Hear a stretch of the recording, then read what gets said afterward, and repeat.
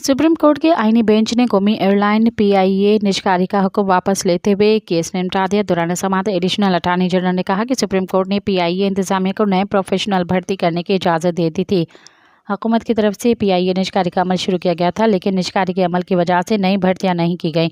Additional attorney general ने बताया कि निष्कारी का अमल कमीशन दोबारा करने जा रहा है। पीआईए फ्लाइट ऑपरेशन पर पाबंदी भी ख़त्म हो गई है। आईनी बेंच के सरबराह जस्टिस अमीनुद्दीन खान ने रिमार्क्स है कि दोबारा निष्कारी के अमल में अब शायद रेट ज़्यादा मिले।